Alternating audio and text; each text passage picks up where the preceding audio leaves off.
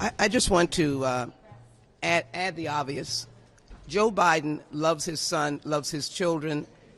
His family are loving people. The distinction is that Hunter Biden is here on site. He is here at the House of Representatives. If at 11 o'clock, I assume, I can't predict whether they've left the premises or not, if a meeting was to be called, Hunter Biden would be here. He's here. His lawyer, who I'm well familiar with, many of us are, Abby Lowell, who's been involved in impeachment proceedings, well knows the constitutional premise, but also understands subpoenas. And they would be ready to be here in person.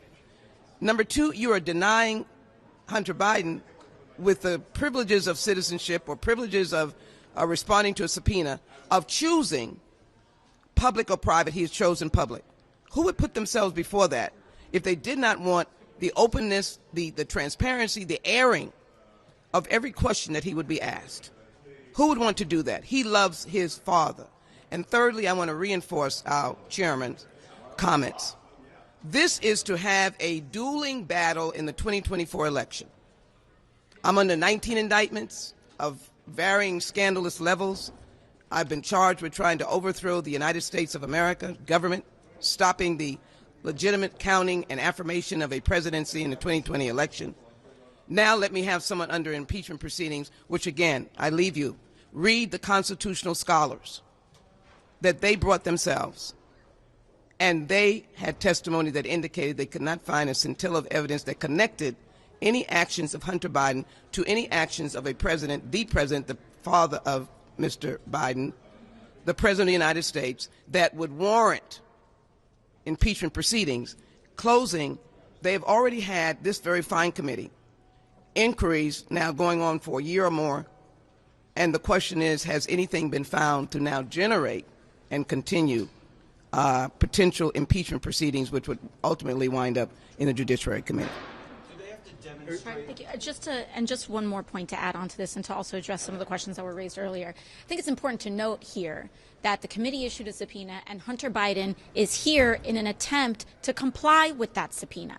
It is the committee that has rejected the terms that they themselves set out for compliance with that subpoena that is now preventing a public and due process from happening. So when we try and when folks try to raise things that may have happened with other investigations or January 6th, whatever that may be, witnesses that were called and subpoenaed during that time did not even make an attempt to comply with the subpoena. The chairman laid out himself the terms of what compliance looks like. He said compliance with the subpoena means that you can show up either in private or in public, whichever you choose. And when his own option was chosen, he decided to reject it at the last minute. Secondly, it's also important to note that not only is the committee not allowing Hunter Biden to testify publicly, but they have not called a single witness, a single first-hand witness to any of their allegations. They haven't allowed anybody to testify publicly because they do not have a single witness to any of their alleged allegations. They don't.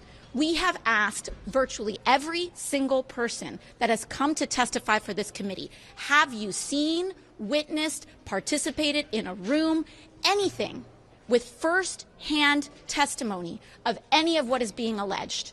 And every single witness that they have called before us has said no.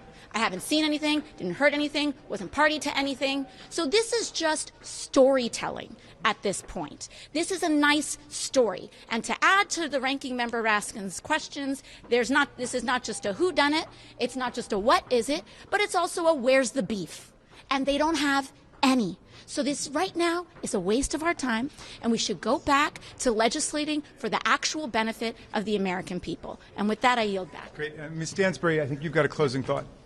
I just want to add one more thing, which is that sunlight is the best antiseptic. And if we rewind the tape on what the Republicans have been trying to do here for now the last 3 years, we know that Rudy Giuliani in 2020 planted a story in the New York Post. And that is the kernel that began the fishing expedition that this committee behind us is still on today.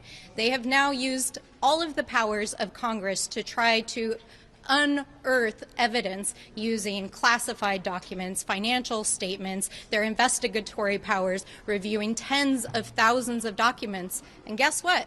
They still haven't unveiled anything. And when they did it publicly in front of the American people in their fake impeachment hearing, their own witnesses showed up and said there's no evidence.